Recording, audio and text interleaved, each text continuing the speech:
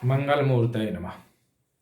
नमस्कार दर्शकों, आज हम आपके लिए एक नया विषय लाए हैं, जिसमें जब लोगों का सामान कुछ खो गया हो, चोरी हो गया हो, गुम हो गया हो, मिल नहीं रहा हो, कोई व्यक्ति घर छोड़ करके चला गया हो, कोई पशु खो गया हो अथवा किसी ने चुरा लिया हो, ऐसे वस्तु को अपने से वापस आ जाए, हम फिर से उस वस्तु को, उस व्यक्ति को आसानी से पा जाएं, इसके लिए हम एक छोटा सा सुंदर प्रयोग आपको बतलाते हैं। इस प्रयोग में सबसे पहले स्नान करके, शुद्ध वस्त्र पहन करके, धुला हुआ वस्त्र हो उसे पहन करके, धुला हुआ साफ सुथरा आसन हो उस पर बैठ के, सामने एक चौकी लगाएं। चौकी के ऊपर लाल वस्त्र बिछा लें। यदि गायब हुए व्यक्ति का पहना हुआ वस्त्र हो तो उसके ऊपर उसे रख लें। उस वस्त्र के ऊपर डिस्क्रिप्शन में दिए हुए चित्र के अनुसार एक यंत्र बनाएं। उस यंत्र के बीचों बीच अपना कार्य लिखें, यानी जो वस्तु खो गई हो या जो व्यक्ति खो गया हो, चला गया हो, या जो पशु गायब हो गया हो, उसके प्राप्ति के से संबंधित कार्य लिखें कि हम उसे फिर से पा जाए, वो वापस आ जाए। कार्य लिखने के बाद उसके ऊपर एक फिर से वस्त्र से ढक दें। एक पत्थर रखें, पत्थर एकदम प्लेन हो। उस पत्थर के ऊपर एक घी का दीपक जलाएं। दीपक जलाने के बाद सबसे पहले अपने माथे पर तिलक करें। तिलक करते हुए मंत्र बोलें, स्वस्तिस्तुया विनाशाख्या पुण्य कल्याण वृद्धिदा विनायक प्रिया नित्यं तां च स्वस्तिं ब्रुवन्तु नः। इस मंत्र को बोल करके अपने माथे पर रोली या कुमकुम से बिंदी लगाएं, तिलक लगाएं। उसके बाद पंचगव्य प्राशन करें। पहले से बना हुआ पंचगव्य मंत्र बोलते हुए पिए।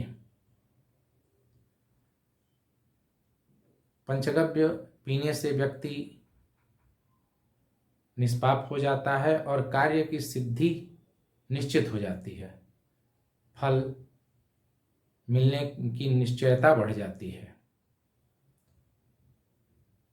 पंचगव्य पीते समय मंत्र बोले, यत्त्वगस्ति गतं पापम देहे तिष्ठति मामकीम प्रासनात् पंचगव्यस्य पिबत्यग्निरिवेन्धनम। इस मंत्र को बोल करके पंचगव्य पी ले। पीने के बाद फिर शुद्ध जल से 3 बार आचमन करें। 3 बार आचमन का मतलब 3 बार जल पिए। प्रत्येक बार जल पीते समय एक एक मंत्र बोले, ओम केशवाय नमः, ओम नारायणाय नमः, ओम माधवाय नमः। फिर चौथी बार ओम गोविंदाय नमः बोल करके हाथ धो ले। हाथ धोने के बाद बाएं हाथ में जल लेकर के दाहिने हाथ से अपने ऊपर जल छिड़के, जिसमें मंत्र बोले, अपवित्रः पवित्रो वा सर्वावस्थां गतोऽपि वा यस्मरेत् पुंडरीकाक्षं स्वबाह्याभ्यन्तरः शुचिः। इस मंत्र को बोल करके अपने ऊपर जल छिड़के। पवित्रीकरण करने के बाद शिखा बांध ले। किसी भी कर्म में शिखा जरूर बांधना चाहिए। शिखा बांधने के बाद उस शिखा में चंडिका देवी की स्थापना की जाती है।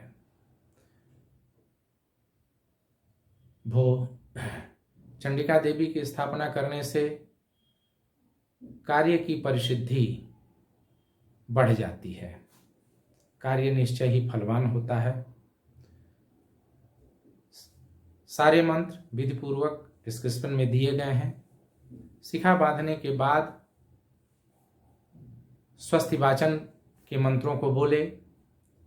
यदि संपूर्ण स्वस्तिवाचन के सारे मंत्रों को नहीं बोल सकता तो केवल गणेश जी का ध्यान करके गणेश जी का ही मंत्र बोले। वक्रतुंड महाकाय कोटि सूर्य समप्रभ निर्विघ्नं कुरु मे देव सर्वकार्येषु सर्वदा। इस मंत्र को बोल करके स्वस्तिवाचन करें और बाद में स्वस्तिवाचन करने के बाद में दाहिने हाथ में जल ले करके संकल्प करें। संकल्प में बोले ओ मध्य,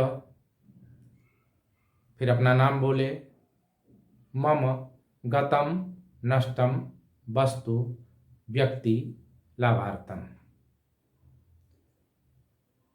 कार्तवीर्यार्जुन मंत्र जपम करिष्ये। संकल्प करने के बाद मंत्र का विनियोग करें।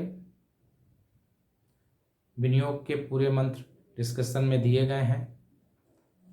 ओम अस्य श्री कार्तवीर्यार्जुन मंत्रस्य दत्तात्रेय ऋषि अनुष्टुप छंदः कार्तवीर्यार्जुनो देवता मम अभीष्ट सिद्ध्यर्थे जपे विनियोगः। इस प्रकार मंत्र बोल करके विनियोग करें और जल नीचे गिरा दे।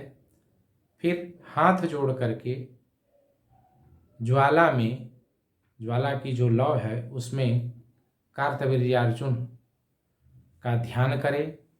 ध्यान का मंत्र डिस्क्रिप्शन में दिया गया है, उसे पढ़ करके अच्छे से अभ्यास कर ले, फिर उसे बोले। ध्यान करने के बाद डिस्क्रिप्शन में दिए गए मंत्र का जप करें।